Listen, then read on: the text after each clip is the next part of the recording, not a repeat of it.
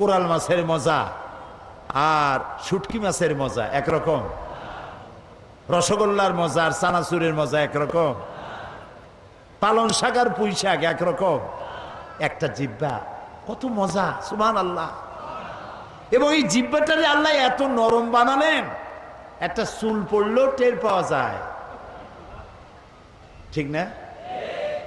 একটা শক্ত রগও নাই, হাড্ডি তো নাই। জীবনের প্রথম যখন আমি পার্লামেন্টে গেলাম 1996-তে, প্রথম নতুন মেহমান আমি পার্লামেন্টের, দুই দলে বাঁধলো ঝগড়া, বোঝেন তো? স্পিকার হিমশিম খেয়ে গেছেন, হুমায়ুন হোসেন চৌধুরী সাহেব ইন্তেকাল করেছেন, আল্লাহ তার প্রতি রহম করুক। আমি নতুন মানুষ তো, আমিও অবাক হয়ে গেলাম যে এইরকম লাগে নাকি পার্লামেন্টে, আইলাম কই। আমি একটা ছোট্ট চিঠি লিখলাম স্পিকার সাহেবকে, আপনি যদি অনুগ্রহ করে আমাকে ফ্লোর দেন, আমি চেষ্টা করতাম পরিস্থিতি কুল ডাউন করতে। উনি চিঠিটা পাইয়া খুব খুশি হইলেন, উনি আমার নাম ঘোষণা করলেন, আর আল্লাহর কি মেহেরবানি, দুদিকের লোকেরাই বসে পড়ল। আমি আলোচনা করতে গিয়ে বললাম, মাননীয় স্পিকার, আমরা জানি আল্লাহ তাআলা আমাদেরকে একটা জিহ্বা দিয়েছেন, খুব নরম, ভেরি সফট, এত সফট, চুল পড়লেও টের পাওয়া যায়, একটা শক্ত রগ নাই, হাড্ডি নাই।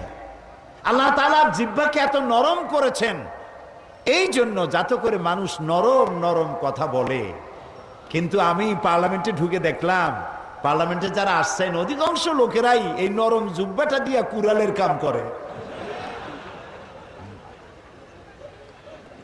আহারে, আল্লাহ মানুষের জিহ্বা দিচ্ছেন, নরম কথা কও, সুন্দর সুন্দর কথা কও। কিছু নেতা নেত্রী আছে, হায়রে আল্লাহ, জিহ্বা এত খারাপ। আমি বলি, যদি জিহ্বাই হয় এরকম, আর শত্রু লাগবে না, একখান জিহ্বাই যথেষ্ট। ভালো কথা কইতেই জানে না, আল্লাহ রহম করুক, বলি আমিন। আল্লাহ রাব্বুল আলামিন ঠোঁট দিলেন, জিহ্বা দিলেন, এই জিহ্বাটা নরম, আর তার চতুর্দিকে আবার শত্রু। চেনেন সেই শত্রুগুলা? কন্ত কি? দাঁত। কয়খান? 32টা শত্রুর মধ্যে একটা নরম জিহ্বা।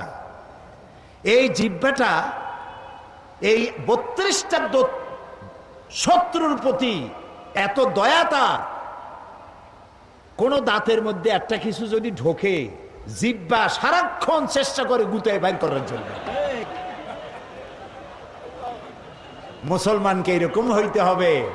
দুশ্মন সারা পৃথিবী ব্যাপী আপনি নরম কথা দিয়া, বুদ্ধি দিয়া, কৌশল দিয়ে মানুষগুলো ইসলামের গোলাম বানায় ফেলবে।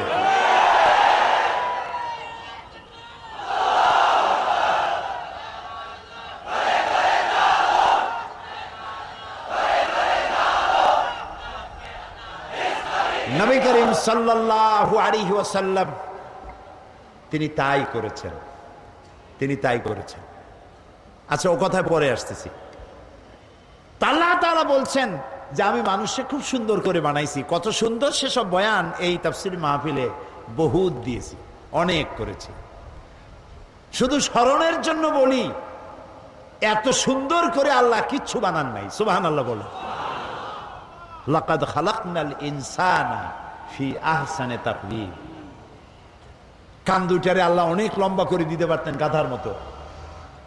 কান দুটাও যা যা দরকার সব দিয়েছেন, তবে সৌন্দর্য সহকারে দিয়েছেন। সুবহানাল্লাহ বলবেন না?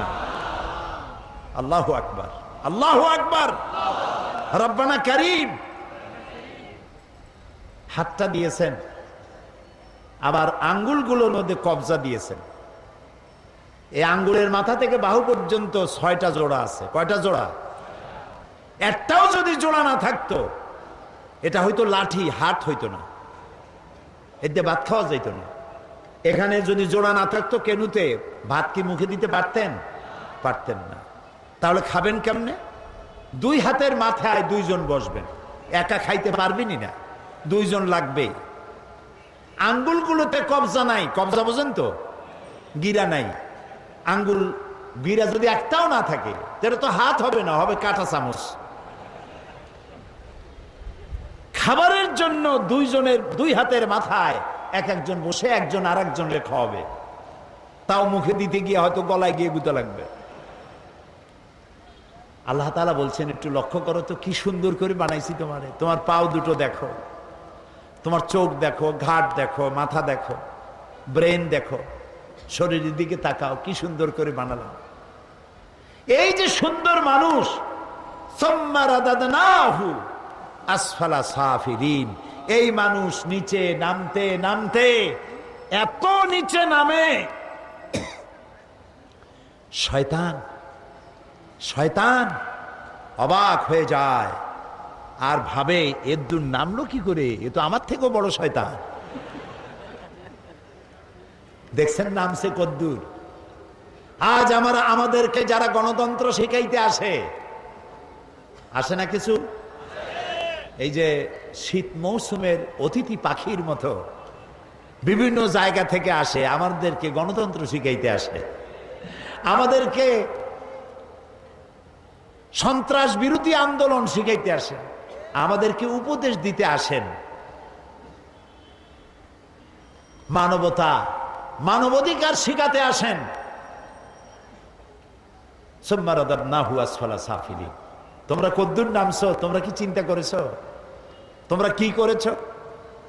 তোমরা আমাদেরকে গণতন্ত্র, আমাদেরকে মানবাধিকার শিখাও। ইরাকের আল গরিব কয়েদখানায় তোমরা কি করেছো? তা কি পৃথিবীর কোন মানুষে করে? আমি তো ভাষা দিয়ে বলতে পারবো না, ভাষা দিয়ে আমার কাছে ওই ভাষা নাই যে ভাষা দিয়া আল গরিব কয়েদখানায় ইরাকে তারা যা করেছে, আমি ভাষা দিয়া বুঝাইতে পারবো না। মুসলমানগুলি উলঙ্গ করে কুত্তার বেল্ট মুসলমানের গলায় পরাইয়া রাস্তায় রাস্তায় টেনেছে, মুখের মধ্যে পেশাব করেছে।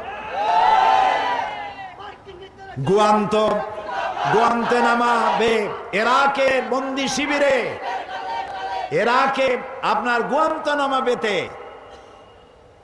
সেই কয়েদখানার মধ্যে বন্দি শিবিরে মুসলমানদের হাত পা বান্ধিয়া কোরআন শরীফের উপরে পেশাব করেছে। তোমরাও মানুষ, তোমরাও মানুষ। আমাদেরকে শিখাইতে আইসো না। আমাদের কপাল খারাপ হয়ে গেছে, এটা ঠিক, ইসলাম বুঝি নেই, সেই জন্য আমি ইসলামের সাবজেক্টটা নিছি। আল্লাহ যদি তৌফিক দেন বুঝাইতে চেষ্টা করব ইসলাম কি। ইসলাম শুধু নামাজ নয়, ইসলাম শুধু রোজা নয়, ইসলাম শুধু হজ যাকাত নয়। ইসলাম কি সে জিনিসটা আমাদের বুঝতে হবে। আমরা কারা, আমাদের ইতিহাস জানতে হবে। আমরা পৃথিবীর সেরা মানুষ, আমাদের থেকে শ্রেষ্ঠ জাতি আকাশের নিচে জমিনের উপরে আর নাই, সে কথাটি বুঝতে হবে। প্রিয় ভাই সব, আল্লাহর কথা কত সুন্দর। সুম্মা রাদাদনাহু আসফালা সাফিলিন, এই শ্রেষ্ঠ মানুষ নিচে নামতে নামতে কদ্দুর নামলো। একটু লজ্জার কথা হলেও